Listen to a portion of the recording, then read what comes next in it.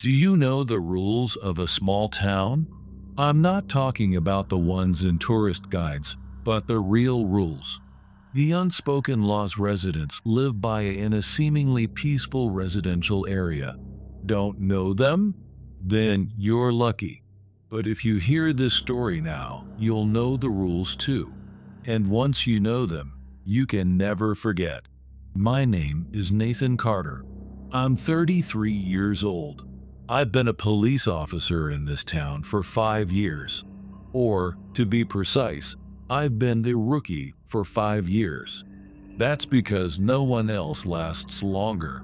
In this town, a small sachet of salt hangs above every door. It's more important than any lock.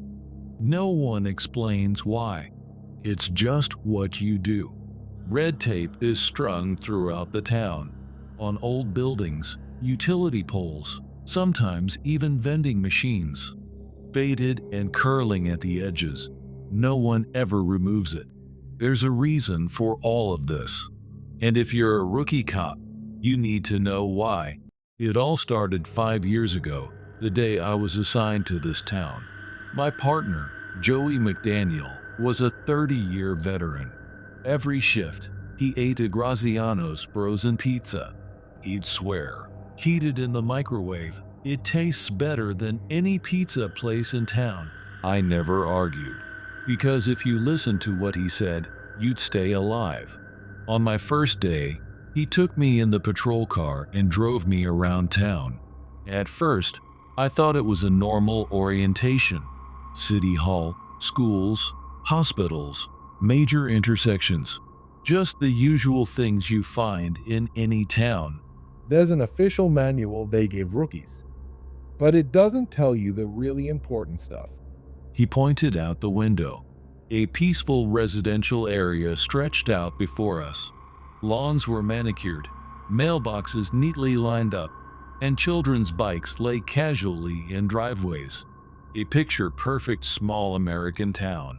If you want to survive here, remember 5 rules. Don't ask questions. Just follow them. His voice was low and serious. He wasn't joking. And I noticed his hand unconsciously touching a roll of red tape on the dashboard. For the first few months, I won't leave you alone. But eventually, there will come a time when you have to make decisions by yourself. I'm teaching you now so you won't hesitate then. We pulled the car over on a small hill near the town's boundary.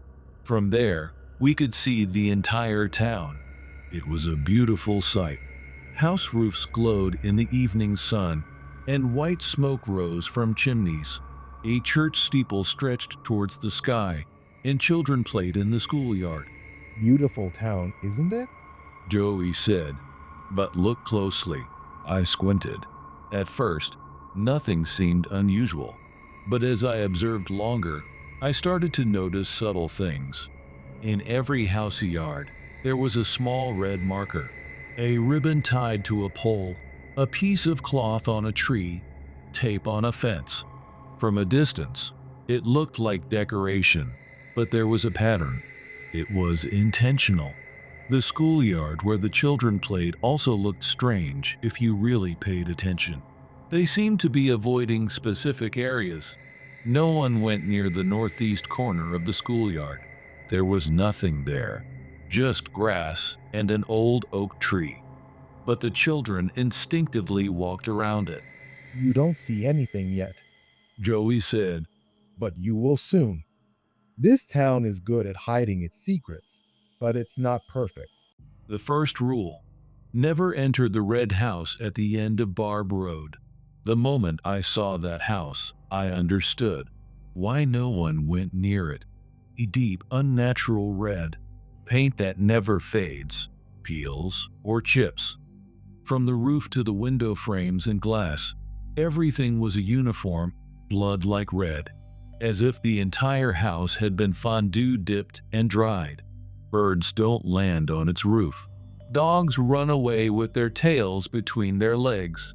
Even the most reckless children only manage to throw stones from a distance. The mailman walks on the opposite side of the road when he passes that house. The paperbuy doesn't throw a newspaper there. Electricians refuse to repair nearby utility poles. It's not necessary, they say. And something disappears. Not often. Not enough to make the news. But it does. 3 years ago, a neighbor's pet cat went missing. Mrs. Chen, the owner, said the cat always cut through the red house yard. One day, the cat walked towards the house, and it never came back. The next day, Mrs. Chen claimed she saw something moving in the red house window, a dark shadow, as if someone was pacing inside. But the house was supposed to have been empty for decades. 2 years ago, a traveler passing through town got lost and knocked on the red house door, asking for help. Neighbors witnessed it. The traveler went inside and never came out. His car was still parked in the red house driveway the next morning. The keys were in the ignition, his phone on the passenger seat, but the owner was gone. Local police tried searching. They checked around the house, peered through windows, and knocked on the door. There was no answer. The house looked empty, but no one dared to go inside. According to the lore Joey taught me, a woman named Beth once lived in that house. Her real name and origin are unknown. Just Beth. She killed her family, one by one. Her father, mother, uncle, sister. Finally, her brother locked her in the basement and escaped. That was 100 years ago. There's a children's rhyme. Bath, bath. Behind the door, bath, bath. Crawl on the floor. Bath, bath. Don't let her see. Beth, bath. Don't set her free. Even today, phone calls come from that house. From a landline that should have service discontinued. Telephone company records show the number was retired 30 years ago. But sometimes, in the middle of the night, someone's phone rings. The caller ID displays that supposedly retired number. If you pick up, no one speaks, only silence. 30 years ago, a rookie police officer entered that house. He burst out in less than a minute. His right arm was broken, his face pale and trembling. He never spoke of what he saw. He soon resigned and disappeared into a big city. He was never seen again. When colleagues went to clean out his house, a note was left on his desk. A short message written in shaky handwriting. She's still there. That was all. The second rule: never stop on Road 6. By day, it looks like an ordinary road. Cracked asphalt, faded red poles standing on both sides. Streetlights that once worked but burned out years ago. No one bothers to fix them. Because lights don't work on Road 6. Even if you turn on your car's headlights, the road ahead remains shrouded in complete darkness. It makes no difference if you turn them off or on. Once you pass the last pole, everything suddenly returns to normal. Edward Garcia, the owner of the local auto repair shop, explained this phenomenon to me. At first, I thought it was an electrical problem. Alternators, batteries, faulty wiring. But no matter how many cars I fixed, it was always the same. The moment you enter Road 6, the headlights stop working. They return to normal when you leave. He's been repairing cars in this town for 30 years. He's been consulted countless times about the Road 6 problem, but he's never found a solution. Even stranger, accidents happen here. Usually mild-mannered people get out of their cars, scream, fight, and lose all reason.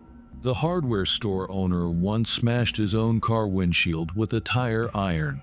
His hands were bloody, his face cut up. He couldn't explain why he did it. Engines stop. They suddenly cease functioning in the middle of the road. At night, tow trucks refuse to go out, and hitchhikers disappear, one by one, every few months. Travelers, backpackers, Passersby who don't know the rules. They stand with their thumbs out, waiting for a ride. If they don't get picked up by nightfall, they vanish. No trace. No bodies. Sometimes their luggage is found lying by the roadside, as if dropped while walking. The most bizarre thing is the people who get lost. Road 6 is short, a straight road with no exits or branches. It should be impossible to get lost. But every 6 months, someone rushes into the station, wide-eyed, breathless, sweating, dehydrated as if they've wandered for days. They all say the same thing. I was walking on Road 6. No matter how far I walked, the road never ended. They claim to have passed the same landmarks over and over. A dead tree with a split trunk, a rusty post with no house nearby, tire marks burned into the soil, At first, I thought it was just a similar tree, said a middle-aged man who rushed in last year. but the shape of the scars was identical. The way the branches were broken, the crack in the trunk. I realized I was passing the same tree over and over, and I panicked. They claim to have walked for days. They saw the sun rise, set, and rise again. They rested along the way, ate the food they brought, and sometimes slept by the roadside. But when I drive that road, I can go from one end to the other in 10 minutes. The third rule: use red tape. Always. This is the only rule listed in the department's official manual. Use red marking tape to indicate abnormal phenomena or potentially dangerous areas. Removal of tape is strictly prohibited. If a citizen attempts to remove tape, immediately intervene and provide appropriate explanation. The manual doesn't specify what appropriate explanation means. That's knowledge passed down verbally from senior officers to rookies. If there's an accident, seal off the area with red tape. If someone goes missing, put red tape where they were last seen. If something feels off, mark it. Don't ask questions. Don't hesitate. Just do it. There are red tape warnings throughout the town. Plastic strips wrapped around poles. X marks etched on the doors of old buildings. A single line crossing the side of a vending machine. Some are faded and curled with age, others new and vibrant. While on patrol, I started making a map of the red tape, where it was, when it was placed, and why. I thought there might be a pattern. The first thing I noticed was that the tape was concentrated in specific locations. The northeast corner of the schoolyard, behind the old church, the entrance to the library basement.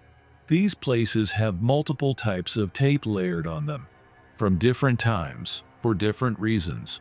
I spoke to Mrs. Reynolds, the school principal, about the schoolyard. She's worked at that school for 30 years. There used to be a large oak tree in that corner. She said, It was a beautiful tree, and children often played under it. But it fell during a storm 15 years ago. After the tree was removed, children playing there started getting hurt. They'd fall and break bones, or get nosebleeds for no reason. At first, I thought it was a coincidence, but it happened too frequently. when I asked if they then put up the red tape, she shook her head. The tape appeared on its own. One morning when I came to work, the entire area was surrounded by red tape. I don't know who did it, but it worked. The children started avoiding that area, and the injuries stopped. And no one removes the red tape. The townspeople know not to touch it. According to Joey, they used to use red ribbons, an old tradition indicating places where spirits reside or where supernatural phenomena occurred. A warning, a barrier, a signal to stay away. This town is old, and it's full of ancient horrors. People still hang salt over their doors. They avoid the red house. They don't stop on Road 6. And they don't break the red tape. I always carry red tape. In my car, in my lunch bag, in my desk drawer. I never run out. I don't know if it truly works or if it has a real-world meaning. But I do know what happens when there's no tape. People forget. They go to places they shouldn't. And sometimes they don't come back. The fourth rule: never enter the tunnel after dark. A stormwater drainage tunnel runs beneath the town. A concrete passage about 1.5 meters high, built decades ago for flood control. According to town blueprints, the tunnel runs straight from the north to the south of town. There are 6 entrances, all clearly marked. It should have been a common place for kids to crawl through on a dare. But something is wrong. The first sign was the sound. When you pass near the tunnel, you can hear a faint sound of flowing water. That's natural on a rainy day. But even on sunny days, when it hasn't rained for weeks, the sound continues. When Mike O'Connor, the local plumber, was asked to inspect the tunnel, he was baffled. If it was built according to the diagrams, the water should flow straight. He said, But judging by the sound echoes, the structure seems much more complex, as if there's a giant cave system underground. He said, But judging by the sound echoes, the structure seems much more complex, as if there's a giant cave system underground. A boy named Kyle, a grade schooler, crawled in through an entrance near the old post office. He was supposed to emerge from an exit near the soccer field, but he didn't appear. After his friends waited for nearly an hour, they frantically reported it to adults. A town-wide search began. Police, volunteers, and of course, me. Hours later, Kyle emerged from the forest on the east side of town, a completely different location from his destination, mud-covered and trembling, as if he had seen something incomprehensible. After that, he spoke little. He'd keep his eyes down quietly at school and wouldn't answer when asked for details. But the story spread. The tunnel isn't a normal tunnel. The entrances and exits don't match. There have been other similar cases, mostly children. Adults are wise enough not to try to enter the tunnel. They enter from one place and come out from a completely different one. In the forest, near disused train tracks, sometimes even near the boundary of the next town. No one can map the tunnel's actual path. Even examining the town's construction records only revealed inconsistencies. The original plans depict a simple, straight tunnel, but reports during construction frequently mention unexpected geological conditions and necessity for design changes. The final completion drawings are mysteriously missing. Some have tried to investigate with flashlights and string, but even when they swear they walked straight, they always emerge from the same entrance. And there's a black cat. It sounds silly, like a Halloween decoration, but the people in this town take it seriously. Mrs. Petrov, the librarian, was the first to tell me about the cat. It's been sighted for over 40 years, She said, It's mentioned in old newspaper articles. Always the same description. Jet black fur, yellow eyes, a habit of staring at people. It's mentioned in old newspaper articles. Always the same description. Jet black fur, yellow eyes, a habit of staring at people. She showed me an old newspaper scrapbook. A 1983 article had the headline, Mysterious Black Cat Appears in Town, Causes Unease Among Residents. According to the article, residents testified that the cat appears as a harbinger of disaster. It was seen before the 1987 fire, before the 1994 car accident, before the 2001 flood warning. Always the same cat, the same behavioral pattern. When I first saw it, how long had I been assigned here? The black cat sat on the sidewalk near the general store, its tail wrapped around its paws, staring into nothing. A normal cat would twitch its ears or shift its position, but this cat was perfectly still. As I approached, its yellow eyes fixed directly on me. We stared at each other for a long time. The cat seemed to be waiting for something, and I felt as if I should do something. Eventually, the cat stood up, stretched, and disappeared behind the store. That evening, there was a small fire next door. Nothing serious, but it happened. That cat has been sighted in town for decades. The same jet black fur, the same yellow eyes, far exceeding a cat's lifespan. People say it appears before something bad happens. Accidents, injuries, fires. It always shows itself. It has a habit of sitting in conspicuous places like porches, the edge of the woods, or in front of stores. It runs away if you approach, but it's always watching, as if it knows something we don't. The strangest thing is its appearance near the tunnel, especially when children are involved. A few years ago, a 7-year-old girl named Amelia Johnson went missing for several hours. She entered the tunnel with friends and didn't appear where she was supposed to. During the search, someone spotted the black cat sitting at the tunnel entrance, sitting there, staring inside, as if waiting for something. The cat didn't run away when the search party approached. It just sat there, continuing to stare into the dark tunnel entrance. Later that night, Amelia emerged, muddy and crying. She was unharmed but couldn't explain where she had been. When she was found, the cat was gone. People say the cat is connected to something, to the tunnel, to the town, and maybe even to the red house. No one knows the truth, but every time I see the cat, I get a premonition that something bad is about to happen. If you see the cat, give it some space, but don't ignore it completely. The cat might be a messenger, bringer of warnings. Most importantly, don't enter the tunnel when night falls. The fifth rule: if you receive a letter from the dead, read it, no matter how scared you are. The old post office in the center of town. A squat brick building with peeling paint and broken blinds. The flagpole in front has been bare for as long as I can remember. No one uses it. There's a new post office on Main Street. The building itself was constructed in the 1920s. Back then, it was a central facility for the town. Residents picked up their daily mail, waited for important news, and used it as their only means of contact with distant family. However, when the new post office was built in the 1970s, the old building gradually fell into disuse.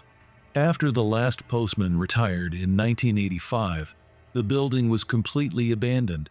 But from the old post office, letters sometimes appear. This is the part I can't understand. People find envelopes in their mailboxes. Plain white, no stamp, no return address, just a name neatly handwritten on the front, in unfamiliar handwriting. At first, it was thought to be a prank. Kids sneaking letters into mailboxes. But when they read the contents, it was different. The letters weren't just random notes or jokes. They were personal and specific. They contained things only certain people could know. Margaret Chen on Elm Street received a letter from her father, who died 15 years ago. It was in his distinctive handwriting and spoke of the garden she planted that spring, and how proud he was that she was keeping the house tidy. It was written as if he were still alive, still watching, and nothing had changed. The letter contained details only Margaret knew: that she planted his favorite roses, repainted the kitchen wall his favorite shade of blue, and greeted his photograph every morning. Another family, the Johnsons on Rosewood Drive, received a letter from their son Tommy, who went missing at 17. It said he was doing well, working odd jobs, and thinking of coming home soon. But even after the letter arrived, he hasn't returned. The letter contained family secrets only Tommy knew. That his mother secretly peeked into his room at night, that his father continued to save money for his college fund, and that his sister baked a cake for his birthday every year. Letters appearing out of nowhere. From deceased parents, lost friends, people who vanished without a word. At first, the townspeople were furious. They thought it was a cruel joke, digging up old wounds. They demanded police action. When Joey was around, they tried everything. Fingerprint searches, investigating signs of life in the old post office, but they found nothing. Cameras were installed to catch the person delivering the letters, but they showed nothing. One night, Joey personally staked out the old post office. He watched the building from 10 p.m. to 6 a.m. Nothing happened all night, He later reported. but the next morning, letters were found at 3 houses. The letters were delivered somewhere while I was watching. Eventually, people stopped looking for answers. I think there was a moment when they realized no one was behind it, at least no one they could catch. The letters just came. And as time went on, people stopped resisting. Now, when a letter appears, most people don't talk about it much. They just quietly read it and keep it to themselves. Some burn them after reading, others put them in a drawer. It takes courage to throw them away, and it's scary to leave them in plain sight. The strangest part is that the letters always talk about the present, not just memories or old news, but about things happening in people's current lives, as if the person writing is still alive. I've never received one. Sometimes I wonder what would be written if I did. Would it be from someone I lost? Or from someone who isn't dead yet, but will be in the future? That's a thought that sometimes keeps me awake. The idea that one of these letters might appear before someone leaves, like a warning. My grandfather used to tell an old legend. He loved those kinds of stories. Old tales, fairy tales, stories that kept children awake. He said the Grim Reaper, the real Grim Reaper, doesn't just collect souls all day. Sometimes he does odd jobs, blending in with the living, observing our lives, and maybe even enjoying it a little. I always thought it was a strange idea, but sometimes when I think about the old post office, I remember my grandfather's story, the story of the part-time Grim Reaper. Maybe that's what's happening. Maybe death sits in that dusty old building, writing letters to the living, to remind us that the dead are still there, still watching. Or perhaps it's his way of seeing our reactions when the line between the living and the dead gets a little too blurry. And there's a thought I can't shake. Someday, I'll receive a letter too. Or perhaps I'll be the sender. Who would I write to? Maybe my father, if he were still alive. Perhaps a rookie who hasn't even joined yet. Who will find a letter signed with my name, reading about things I couldn't possibly know? It's a strange thought, but I try not to dwell on it. That's another story. 2 years after learning the 5 rules, I started to question things. Why this town alone? Why is there such a concentration of abnormal phenomena here? Are there similar places in other towns? Or are we special? I started researching the town's history at the library, old newspapers, public records, residents' memoirs, looking for patterns, seeking explanations. What I found was interesting. This town was founded in 1847. A group of pioneers decided to settle in this location while migrating west. The reason isn't recorded, but it's presumed the land was fertile and had abundant water sources. Early records are sporadic. Like many frontier settlements, survival was the priority, and there was no luxury to keep detailed records. But from fragmentary information, a strange pattern emerged. 1851 record: hunter missing in northern forest. No trace. 1854. Children speak of a special place underground. Adults should not approach. 1859. House painted red constructed.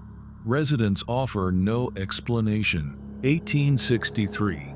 Red cloth placed on town boundary for warding off evil. These records surprisingly align with current problems, as if the phenomena have existed for over 150 years. Further investigation revealed even older records. According to Native American traditions, this area was known as the Sleepless Land, a place where spirits dwelled, where boundaries were blurred, and the living and dead coexisted. They visited here only once a year for special rituals. They did not settle. It is not our land. A chief's testimony recorded. It is not ours, nor anyone else's. It belongs to itself. The pioneers ignored the warnings, or didn't understand them, and they settled, built homes, and began their lives. The phenomena seemed to have intensified with their arrival, as if human presence awakened something. But the residents adapted. They created rules, established boundaries, and learned how to avoid danger. And they passed this knowledge to the next generation that has continued for 150 years. But why? What makes this town special? The answer might lie beneath the town. Geological survey records indicate that the underground structure of this area is highly complex. Limestone cave systems, subterranean waterways, and countless inexplicable voids exist. It's like a giant sponge. A state geologist reported. Theoretically, large buildings shouldn't be able to be constructed on this ground. But in reality, the town is stable. Something might be supporting it from below. The strange nature of the tunnel also seems related to this underground structure. During construction, workers reported discovering voids and passages not on the blueprints. As if something was there before we even started building. The foreman recorded at the time. And something might be living in the caves. 2 years ago, groundwater pipe repairs were carried out in the eastern part of town. When workers were operating at a depth of 3 meters, they reported hearing strange sounds. It sounded like a large animal moving, Testified worker Paul Rivera. but it came from much deeper than where we were. Something moving deep underground. Construction finished earlier than scheduled. The official reason was technical issues, but the site supervisor admitted the workers were eager to get back above ground. I told Joey about these discoveries.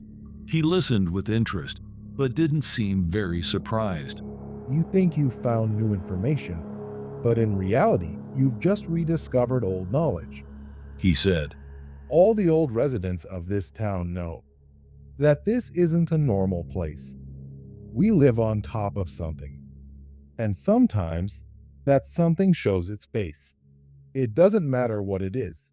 He continued. What matters is that we've learned how to live here. Follow the rules, respect the boundaries, avoid problems. That's enough. At the time, Joey's words were unconvincing to me, but now it feels a little different. Since I started writing this, nothing in this town has changed. I'm still here, working at the station. Same desk, same chair. That bothersome chair that leans back a little too far if you sit on it wrong. The town is the same, quiet on the surface, hiding its oddities. The red house is still there, its paint as fresh as ever. No one goes near it. Road 6 continues to stretch its cracked pavement, swallowing headlights and hitchhikers when it feels like it. The stormwater drainage tunnel continues to twist beneath the town, leading children to places they shouldn't go. And sometimes, another letter appears from the old post office, neatly folded in a plain white envelope with no return address. But one thing has changed. The station is finally getting a new batch of rookies, just out of the academy. They're due next month. That means I'm no longer the rookie. It's a strange feeling.